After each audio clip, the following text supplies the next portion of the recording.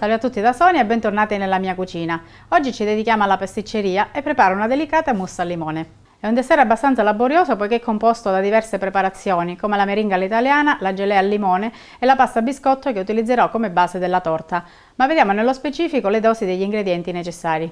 Per la mousse al limone ci occorrono 250 g di succo di limone, 20 g di colla di pesce, 35 g di zucchero, 500 g di panna fresca, 700 g di meringa all'italiana preparata con 200 g di albume, 400 g di zucchero, 100 g d'acqua. Per la gelée al limone ci occorrono 400 g di acqua, il succo di 3 limoni, 12 g di colla di pesce, 100 g di zucchero e pochissimo colorante alimentare giallo per rinforzare il colore del limone. Per il biscotto arrotolato 150 g di uova, 75 g di zucchero, 75 g di farina e la buccia di mezzo limone grattugiata. La prima preparazione da realizzare sarà quella della meringa all'italiana, quindi in un polsonetto o una casseruola versiamo l'acqua,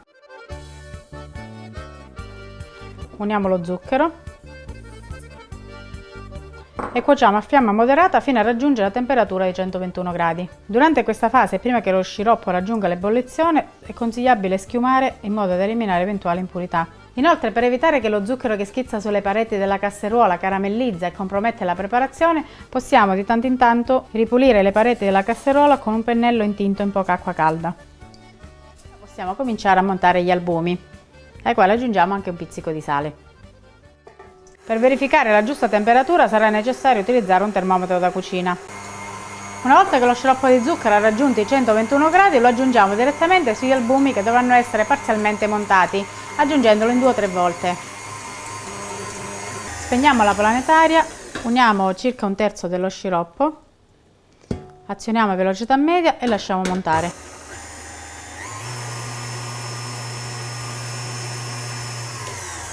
Continuiamo ad aggiungere lo sciroppo ad intervalli di circa 1 minuto e lasciamo montare fino al completo raffreddamento.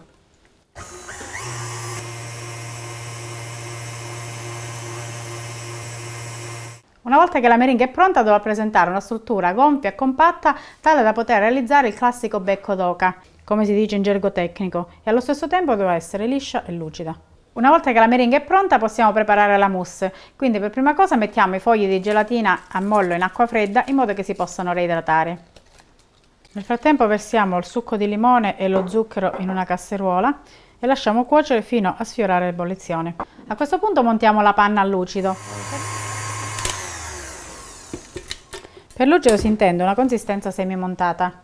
Vi ricordo che per incorporare molta aria la panna deve essere ben fredda. Lo sciroppo è pronto, se necessario schiumiamo in modo da eliminare eventuali impurità. Dopodiché aggiungiamo la gelatina ben strizzata. Eliminiamo più acqua possibile.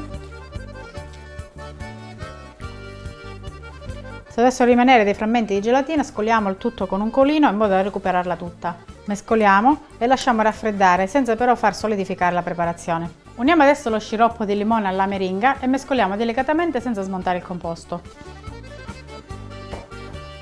Uniamo un po' per volta. Una volta che è ben incorporato aggiungiamo l'altro sciroppo.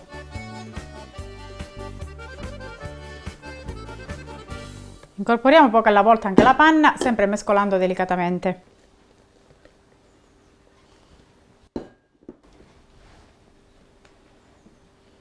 A questo punto verso tutto nella vasca la planetaria poiché è più capiente. Con lo stampo prescelto per realizzare la torta ritagliamo il biscotto in modo da creare una base. Dopodiché trasferiamo lo stampo su una base o su un vassoio, lo rivestiamo internamente con una striscia di carta acetata e vi adagiamo la base di pasta biscotto. Infine riempiamo lo stampo con la mousse.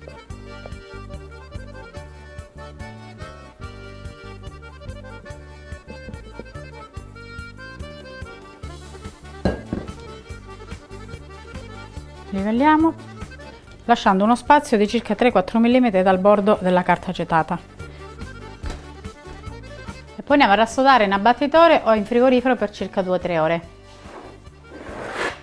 Con la stessa mousse possiamo realizzare dei dessert singoli riempendo delle coppette o dei bicchierini da finger food. Lasciamo sempre uno spazio che ci servirà poi per riempire con la gelée di limoni. Non rimane adesso che preparare la gelée di limoni. Quindi in una casseruola mettiamo la buccia di uno dei limoni tagliata molto sottile, il succo spremuto e filtrato dei limoni, lo zucchero e l'acqua.